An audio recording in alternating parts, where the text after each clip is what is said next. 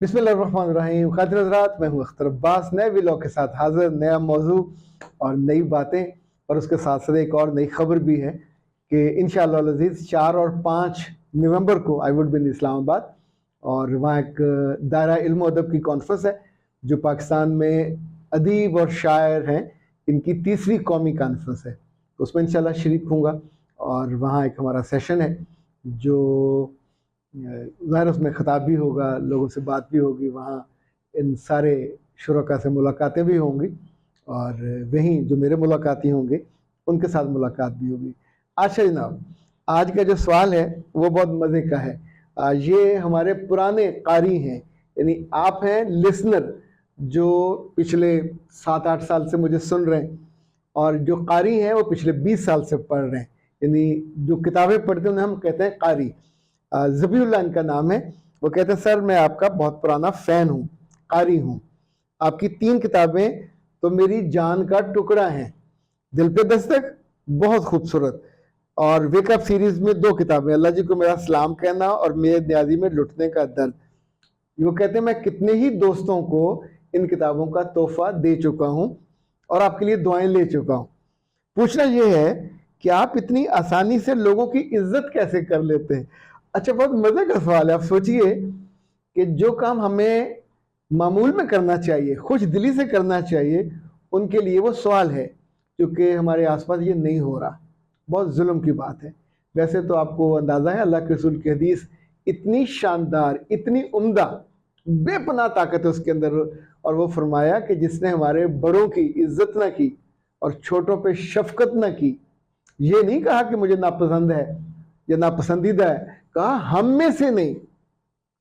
اچھا، دوسرا یہ کہ بہت برسوں سے جب میری گروتھ ہونا شروع ہوئی، فرسٹ ایئر سیکنڈ ایئر میں تھا، تو تب میں نے زندگی کا یہ راز جان لیا کہ جس کو میرا رب عزت دے اس کی کوئی عزت لے نہیں سکتا، اور جس کو نہ دے اسے کوئی دے نہیں سکتا. مجھے یاد ہے اس زمانے میں سمیع اللہ کی شادی ہوئی. سمیع اللہ فلائنگ ہارس تھے ہماری ہاکی کے، بہاولپور سے تھے. میں اسی وقت ایسی کالج میں نے پڑھا 4 سال.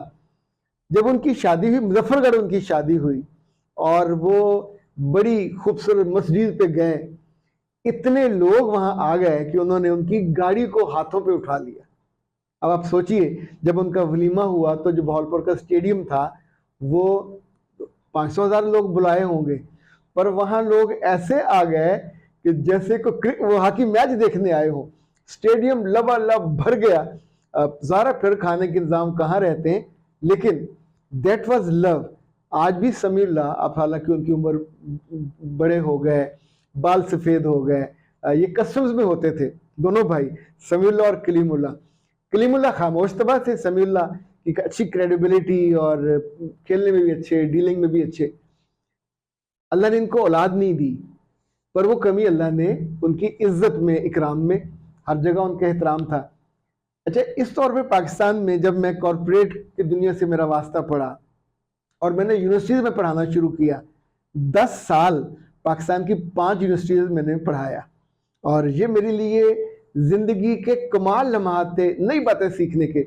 سارا انگریزی کا علم، انگریزی کی کتابیں، انگریزی کی پریزنٹیشنز، اور بہت بن ٹھن کے ہم بھی جاتے تھے نک سک سے درست ہو کے، سامنے والوں کو بھی ٹھیک کرتے تھے. اس دوران میں نے پہلی دفعہ اس چیز کو نوٹس کیا کہ پاکستان میں لوگوں کے مائنڈ سیٹ بدلنے والا. آپ سوچئے کہ یہاں قریباً 40 لاکھ لوگ وہ ہیں، 40,000 نہیں ہے، 40 لاکھ یعنی 4 ملین جو انڈسٹریز سے وابستہ ہے. انڈسٹریز کو کون چلاتا ہے؟ انڈسٹریلسٹ. فنانسر نہیں چلاتا، نہ وہ جو پیسے لگانے والا وہ چلاتا ہے. دنیا میں اگر کوئی غریب سے امیر ہونے لگے تو لوگ اس کی عزت کرتے ہیں، کیس اسٹڈیز بناتے ہیں، کتابیں لکھتے ہیں. ہمارا واحد ملک ہے کہ جو بندہ غریب سے امیر ہونے لگے اور ہو رہا ہو اور اس کو عزت مل رہی ہو تو لوگوں کے سینے پہ اور دلوں پہ سانپ لوٹنے لگتے ہیں. ہمیں ہر امیر آدمی برا لگتا ہے، اس کی گاڑی بری لگتی ہے، اس کا گھر برا لگتا ہے، اس کا کارخانہ برا لگتا ہے. جب میں یونیورسٹی سے فارغ ہوا اور اردو ڈائجسٹ کا ایڈیٹر بنا تو اس زمانے میں ہارورڈ نے ایک بڑا کمال کام کیا. پاکستان میں 100 کمپنیاں مینشن کی کہ جو پچھلے 3 سالوں میں جن کی گروتھ यानी एक्स्ट्राऑर्डिनरी थी, अमेजिंग ग्रोथ थी ना। लोग वहाँ से निकलते थे, उनकी जो इनकम थी वो एक लेवल पर टिकी हुई थी, और उनके जो वहाँ उसके स्टैंडर्ड्स थे। तो उन लोगों से फिर इंटरव्यूज हुए, उनसे मिलना शुरू हुआ, तो मुझे अंदाज़ा हुआ कि अल्लाह के फैसलों पे ये जो हम एतराज़ करते हैं और इज़्ज़त के लिए हाथ खींच लेते हैं, ये बहुत जुल्म करते हैं, ये अल्लाह को नाराज़ करने वाली चीज़ है। मेरे रब किसी को दौलत दे, किसी को इज्जत दे, किसी को अहमियत दे, ये याद रखिएगा कि आपको बड़े दिल वाला और बड़े ज़र्फ वाला होना चाहिए। आप होंगे तो कल आपको रब उस कैटेगरी में ले जाएगा, और आप छोटे दिल हो, हसद करने वाले और जेलस लोगों में से, तो आप उस कैटेगरी में चले जाओगे। जितने लोगों से मैं मिला, उनके हमने इंटरव्यूज किए, बहुत एक्सक्लूसिव उर्दू ड्राई, जिसमें पहले कभी इन इंडस्ट्रीज के इंटरव्यूज नहीं हुए थे। मैंने उनमें से बहुत से लोगों को सखी पाया, हाथ का खुला। मैंने उनमें से बेशतर को क्रिएटिव पाया और ओपन टू लर्न पाया, अपनी टीम से मोहब्बत करने वाला पाया।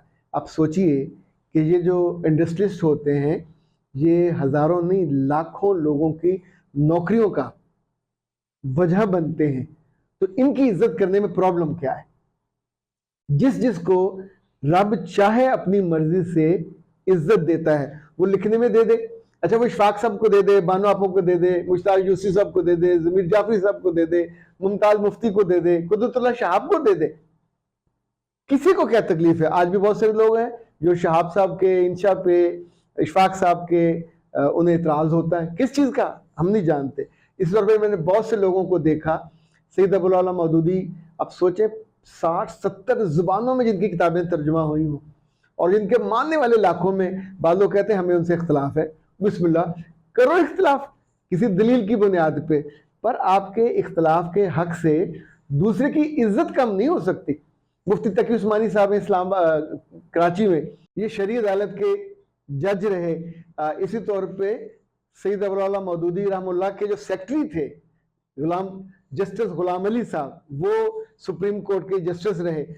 आप सोचें उनके सेक्रेटरी इस लेवल के इल्मी शख्सियत थे कि वो अदालत के जज बने। तो आप सोचिए कि बड़े लोगों के साथ उठने बैठने वाले, उनका कद बड़ा हो जाता है, उनका इल्म बड़ा हो जाता है, उनसे मोहब्बत करने वाले भी उसी लाइन में जुड़ जाते हैं।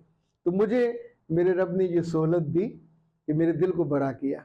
मुझे लोगों की आसानी, लोगों की खुशी, लोगों का रिस्क, लोगों की तरक्की बहुत भाती है। मेरी अहलिया कभी कभी मुझे मजाक करती होती है कि जब हम किसी सफ़र पे जा रहे हों और किसी जगह मुझे नई सड़क नज़र आ जाए, डबल रोड बनी हो, पौधे लगे हों, तो मैं इतना खुश होता हूँ, मैं दुआ देता हूँ कि जिसने ये बनाई, जिसने बनवाई, मेरा रब उसको हरा भरा रखे। आप सोचिए कि जो लाखों लोग एक सड़क से रोज में 4-4, 5-5 लाख लोग गुजरते, पर हम उनको भी बुरा भला, यानी जो सड़कें पिछले 25-30 साल से बनी टूटी नहीं है, उनकी क्वालिटी ठीक रही है, पर हमको तो उनकी इज्जत करनी भी नहीं आती। तो इसीलिए जो राइटर मैंने देखे, मैंने उनकी दिल से इज्जत की, कभी उनकी इज्जत पे सवाल नहीं उठाया। इसी तौर पे लाइक अब यूनिवर्सिटीज़ है पाकिस्तान में, सरकारी यूनिवर्सिटी थोड़ी सी हैं, प्राइवेट बहुत बड़ी है। मुझे प्राइवेट में 4 बड़ी यूनिवर्सिटी से काम करने का मौका मिला, university of Lahore, Spiro university, UMT और रफा यूनिवर्सिटी। यहाँ के बच्चे भी ज़ाहिर है अमीर घरों से आते हैं, इनकी फीसें भी ज़्यादा होती हैं, पर सोचिए जिन लोगों ने ये बनाई उनकी इज्जत भी तो ड्यू है, यानी वो भी एक तरह की इंडस्ट्री के मालिक हैं। एजुकेशन अब सिर्फ तालीम नहीं, इंडस्ट्री है, पर इस इंडस्ट्री ने हज़ारों लोगों को पीएचडी करवाया, इस इंडस्ट्री ने हज़ारों नहीं लाखों बच्चों को एमए और एमफिल करवाया। आप सोचिए, और नीचे यूनिवर्सिटियों में कितने लोग होते हैं, यानी पूरा जो सिनेरियो है वो बदल जाता है।